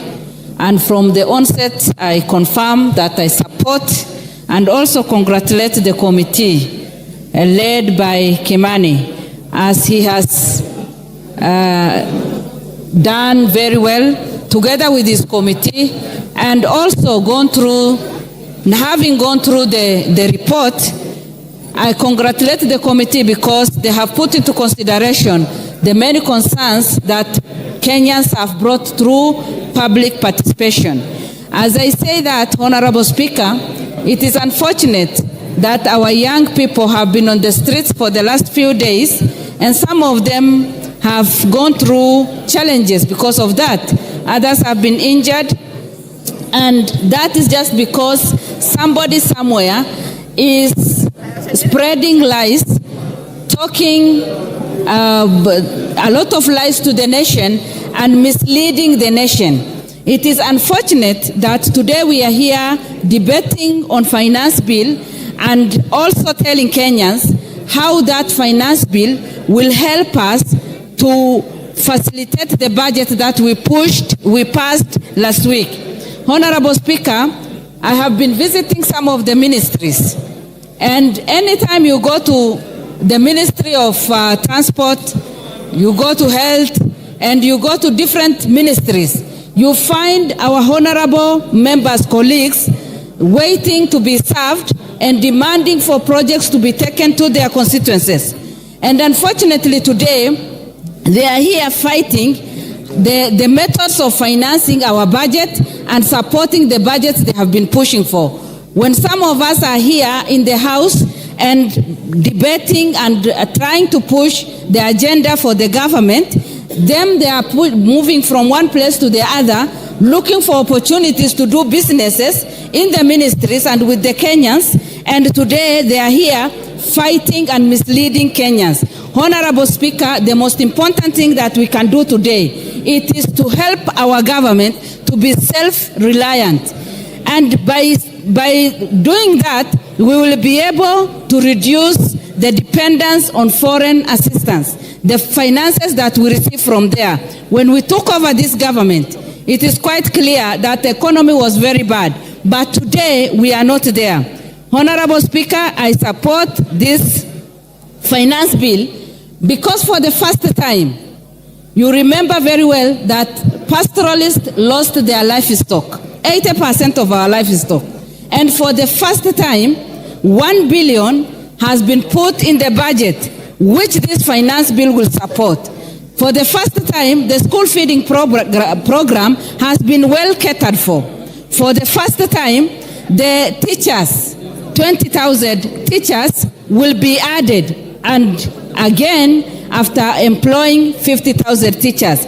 Honorable Speaker, the government is quite focused, and that is why, and listening to the people, we have that listening here. The government has been listening through public participation, and that is why today we are saying 16% VAT on bread has been removed. VAT on transport, on sugar, and has been removed. And no increase on mobile money transfer. It remains 15%. And these are some of the things that activists keep cheating people and spreading lies and making our young people to go on the street. My advice to people is, let us support this and see the fruits, because by passing false information to people, we will not help them. But by passing this, then we'll be able to support our budget and facilitate different ministries so that we can bring the transformation that we want. I fully support, and let us make sure that Kenya is self-reliant. Thank you, Honorable Speaker. Susan Kiamba. Thank you, Honorable Speaker, for giving me a chance to also contribute to this very important bill. First and foremost, I think it's prudent for Kenya to compare itself with our neighbors in terms of the tax rate. But I think it is evident that as we compare ourselves with other peoples in the region who are taxing their people much more than us, we have to look at the local context where our Kenyans are. Kenyans now are economically at their knees, very vulnerable. And anybody attempting to add anything on top of the suffering Kenyans, it will not actually do justice. So I think it is very dishonest for us to compare ourselves or to get input from international financiers and imagine that Kenya is in the same situation. It's important to realize that since COVID-19, the economy of Kenya has not picked up. And having to tax Kenyans higher than that is making them not only vulnerable, but actually not being in a position to survive. Secondly, this debt we have been talking about Everybody says we are taxing them because we have to pay our debt. And I say, right, we have to pay our debt. But this debt has been acquired over a period of 61 years. You cannot acquire debt in 61 years and you want to do away with the debt in 2 years. That means overburdening the people. We have to be strategic in dealing with the debt. We are not dying tomorrow as Kenyans. We need to pay the debt in a manner that enables our people to continue to grow. So when I hear this passion of wanting to tax Kenyans so that we pay a debt, we need to recognize that this debt is very old. And we need to be strategic and then deal with the debt for the next 5-7 years. And that way will allow our Kenyans to survive. Thirdly, Honorable Speaker, it is very shocking, even since Finance Bill 2023, we are borrowing money to do reproductive activities. We say we are poor, we need money. But the little money we get, we go and put in housing. We go and put in health care. While I accept these valuable things, but you cannot have the few coins you have, instead of putting them in something productive, you put the small coins in a dead hole. When you build a house, when will it generate income so that we collect taxes? I think we need to sit down and have a finance bill that is strategic, enabling, and can take Kenya forward. We cannot have a finance bill where the little money we have, we are actually putting them in a hole. When we go and build everybody a house, it is a good thing, but is it right for us now? The small money we have, we must put it in a reproductive activity. And I do not see anything like that in this finance bill. Honorable Speaker, I think when we did Finance Bill 2023, Kenyans had very many problems. The Finance Bill 23, we have not even seen the fruits. Yes. People are still in burden. Oh, yes. They are still overburdened. We've never seen the fruits. I think it is prudent. I think it is prudent to wait for the interventions we did, to wait and see where the kind of fruits we are getting, so that the finance bills are progressive, building from each other. We should not just be very passionate of collecting taxes without enabling the Kenyans to grow. Let's look like some of the investment. One of the very strategic projects in Finance Bill 2023 was the Hustler Fund. Where are we in Hustler Fund? Nowhere. Getting money, putting in horse, and then you ask Kenyans to give more money. From where? You cannot milk a cow that is eating nothing. Amen. We need the Kenyan citizen to be fed with something to promote the economy so as to milk. How do you milk a dead cow? The Kenyan citizen is dead. We need interventions that enable the Kenyan person to thrive. So I think it doesn't make any sense to think of taxing the Kenyan when they are actually a dead cow. Order, Kiamba, there's a point Honorable of order. Speaker. Order, there's a point of order. Yes, Wanjiku Muya. Yes, what is your point of order and what standing order? Give her the mic. Honorable Speaker, I'm standing on point of order number 91. Is the member in order to state to the House and mislead the nation that there is no Hustler Fund? Can she substantiate? And secondly, for the member to say that there is no fruits and she is even earning the salary herself. Hustler Fund and CDF. Kiamba, your time is up. Your time is up. John Paul Mwirigi. Your time is up. John Paul Mwirigi.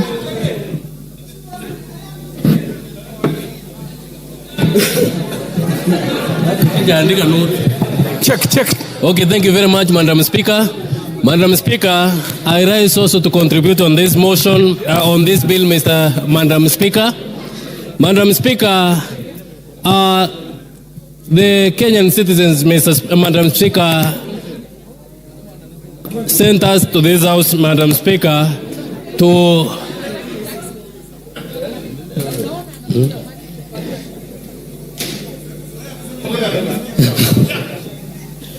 Yeah, thank you very much, Madam Speaker.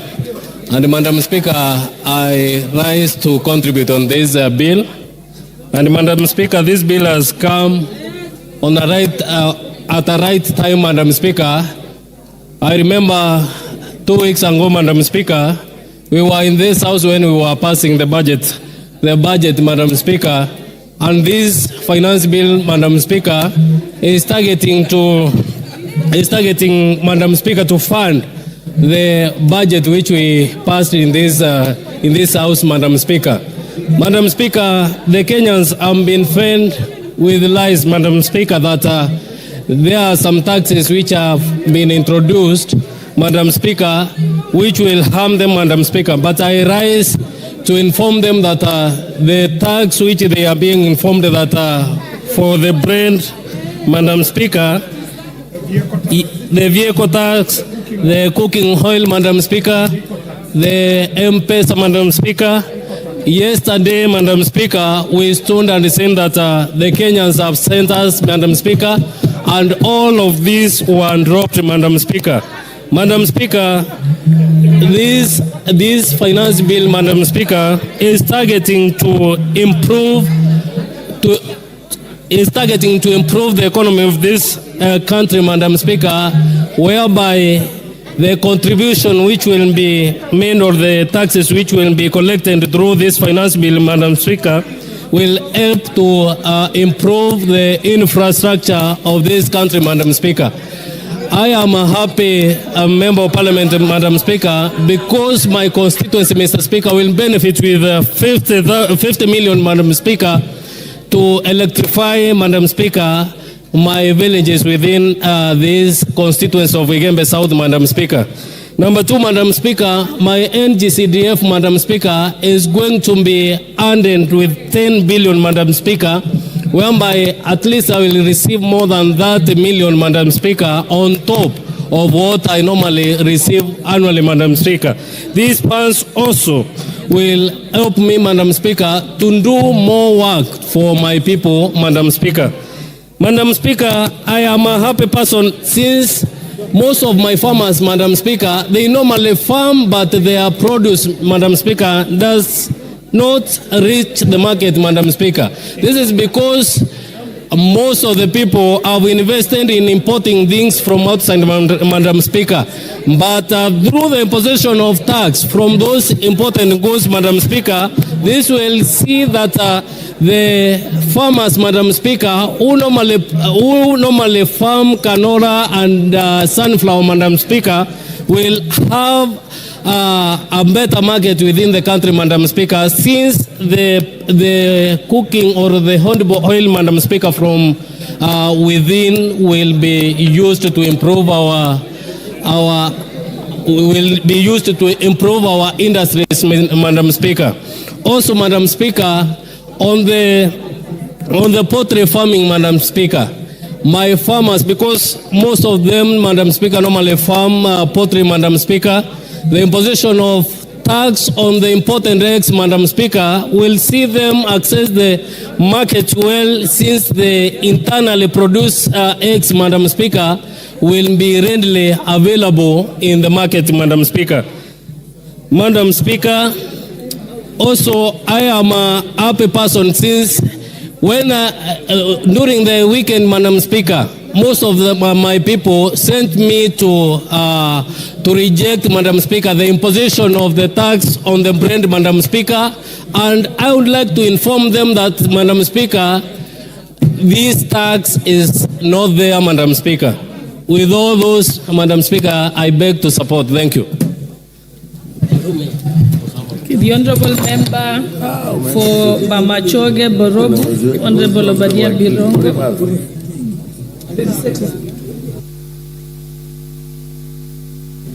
Thank you, Madam Speaker, for affording me the opportunity to address this House. I was going to address the issue of the proposal by the government to increase the RML from 18 to 25, but thankfully the chairperson for the Committee for Finance and National Planning actually said that there is no such thing in the bill. because of that, I am going to switch my attention to the events of yesterday. Madam Speaker, yesterday our adoring Generation Z woke the government from deep slumber. Our very audacious Generation Z decided that they are going to make their voices heard. Madam Speaker, I thought of words to be able to salute them on X, but my words failed me.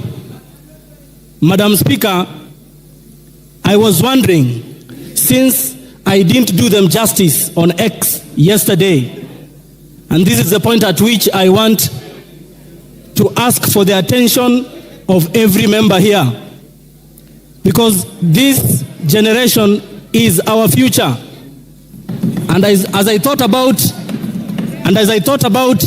what we usually do when the visitors of our speaker seated in the speaker's gallery are accorded, I cannot help to note that the speaker actually beams with happiness whenever we acknowledge her visitors in the speaker's gallery. It is in the same vein that I wanted all of us, in saluting what Action Gen Z did yesterday, and noting Madam Speaker, that Gen Z actually represent the best of our country, and that yesterday they were only exercising what is very clearly in our Constitution, Article 1.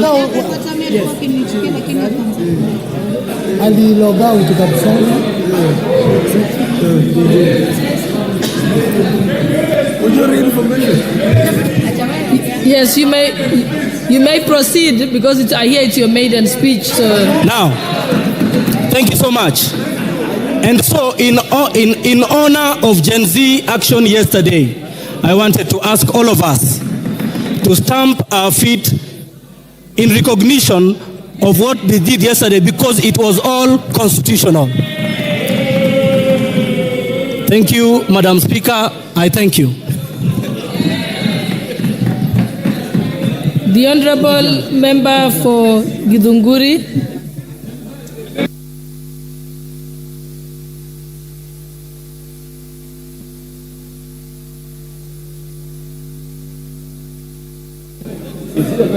Hello. Thank you, Mr. Speaker. I rise to give my contribution on the finance bill proposal, which has been tabled in this House. Madam Speaker, for a long time, finance bill has not been a subject of discussion in this country. But for the last 1.5 years, Kenyans have awakened to the issues that are there in finance bill and have made it a public discussion.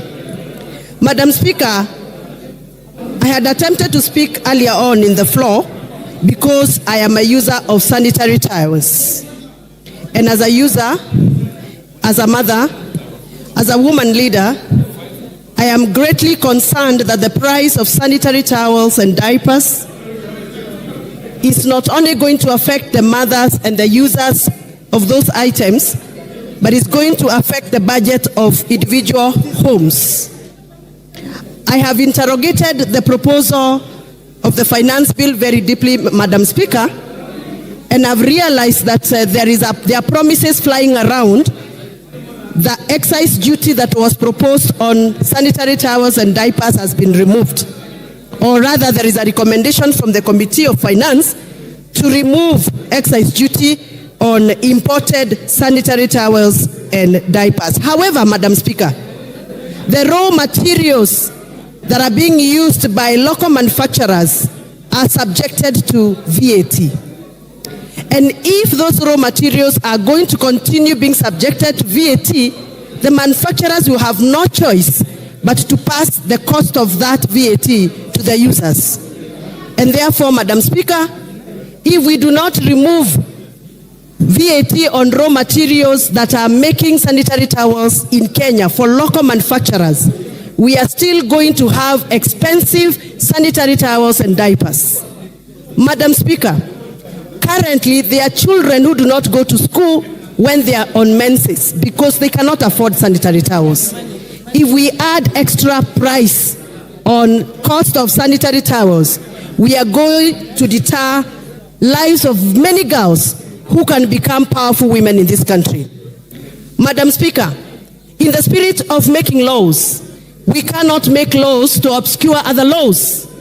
I have gone through the finance bill proposal and have noted that there are various proposals that have been put in the finance proposal that are going to deter us from implementing the laws we have made previously in this House. Madam Speaker, in the respect of that, I note that we have agreed a proposal to amend the Data Protection Act. Data Protection Act of 2019 is a law that we made in the previous parliament to protect our personal data. I know members of this House, I included, have received numerous messages from members of public. Where they got our numbers from, I don't know. Whereas we cannot blame them because maybe they are operating from a situation of pressure. It is against the law to share members' numbers. As they do that, Madam Speaker, we are protected by the law. What about if we allow us to amend that law and allow anybody to access our personal data, including financial data? And therefore, Madam Speaker, I am of the opinion that we must be very careful so that you don't make laws that are going to make other laws not operational. Madam Speaker, I represent farmers. And I would have been very excited to hear that just like we have given VAT exemption to the transportation of sugarcane, which I am happy about, we also provide the same provision for the farmers who transport milk, who transport avocados, who transport macadamia, tea leaves, and coffee. Madam Speaker, I understand that we want to make sure that we lower the cost of operation for sugar millers so that they can lower the cost of final product to us, which is sugar that we consume in our tea. But we also consume milk, and we also want to lower the cost of production of milk so that we can have affordable a cup of tea. And therefore, I would request this House to consider to also provide and extend the same treatment to my farmers in Githunguri. With those very many remarks that I have made and I have observed, I am still not convinced that I should support the Honourable Member for Homa Bay.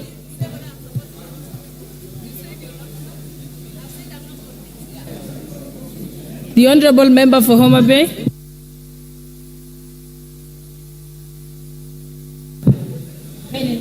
Thank you so much, Madam Speaker, for giving me this opportunity to also debate and make contributions on this finance bill. Madam Speaker, I rise to, from the beginning, I say that I reject this finance bill. Madam Speaker, the reason as to why I'm saying I'm rejecting the finance bill, not just rejecting partially, but in totality. Because, Madam Speaker, this is a finance bill that from the onset, there is always increased taxation, item by item, detail by detail, up to the end. I want to say, Madam Speaker, because I recognize that we were advised by the Honorable Speaker Wetangula that we can present our contributions based on linkages, based on our opinions, based on the budget, and based on the finance bill that is current on the table. Madam Speaker, I want to say that as Kenyans, first and foremost, we were disappointed with the presentation that was given by the PS Treasury. Madam Speaker, I want to say that Kenyans keenly listened to how revenue was going to be generated. to fix what is proposed in the budget. Madam Speaker, I want to say that Kenyans were left shocked because what was proposed, one of the things was we raised revenue because we want to sort out our pending bills. Madam Speaker, it is on the floor of this House that we were told that we have to wait for consolidation of the pending bills in this country by October. For that reason, Madam Speaker, I reject even the reason as to why we are increasing the taxes so that we can foot our pending bills. Madam Speaker, I want to say that this House, the leaders must rise up and support. And I want to ride on the presentation by MP Honorable Sylvia, who said that personally she does not understand what a finance bill is. I want to say that even yesterday we know that our colleagues were invited at State House. I thought they were going to make meaningful contributions, Madam Speaker, and give contribution as to why they think they are under siege in the respective constituencies where they come from. Madam Speaker, I want to register in this House that we share as colleagues, but the kind of issues that we are saying that we are relying, the Azimio of this other side of the opposition is relying on social media. Why did they choose to act, Madam Speaker, on the social media by telling us along the corridors that all the things you were arguing about we have dropped? Madam Speaker, that was bread issue. Madam Speaker, the taxation of the motorcycle, which means they are also conflicting and contradicting what they are saying, Madam Speaker.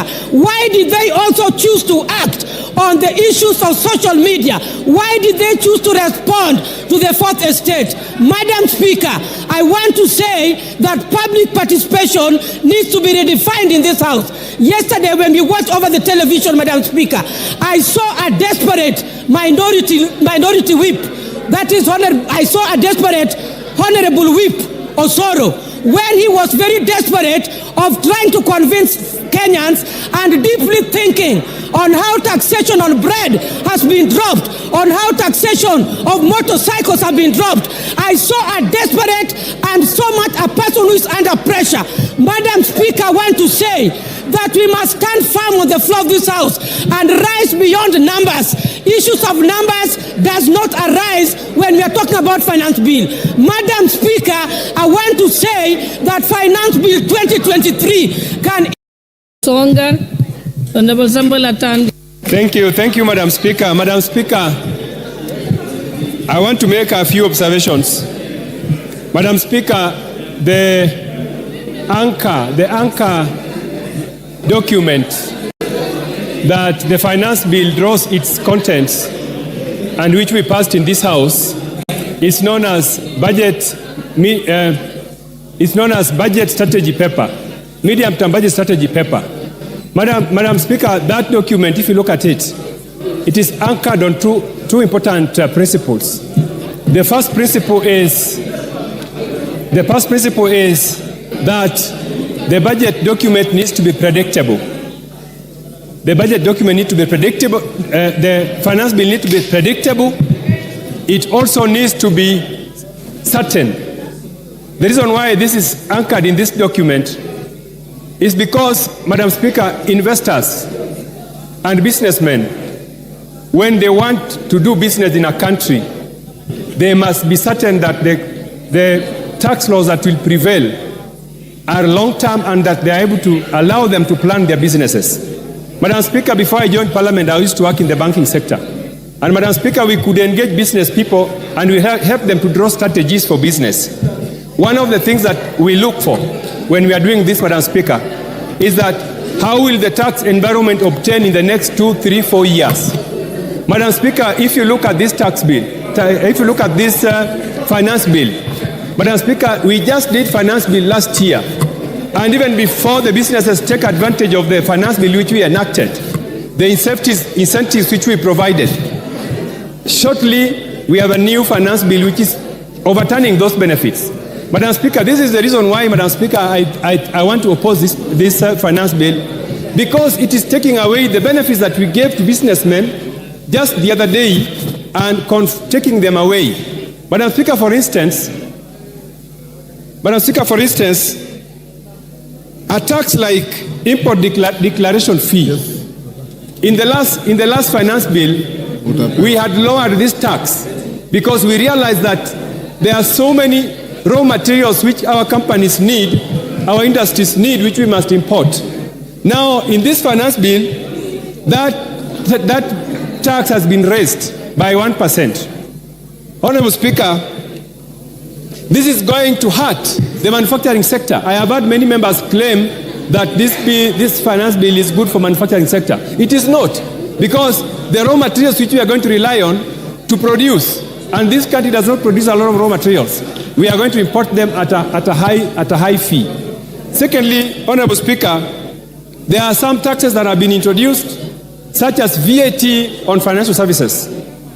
Honorable Speaker, only 14% of Kenyans are enjoying banking services.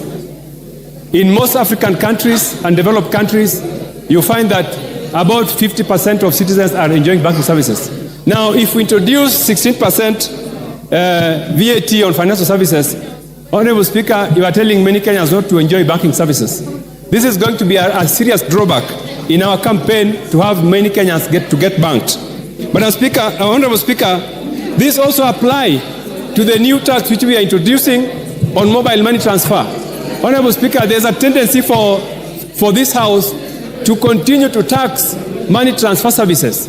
Last year, the excise tax on money transfer services was 15%. We are trying to raise it to 20%. Honorable Speaker, we need to realize that just sending money is not really production.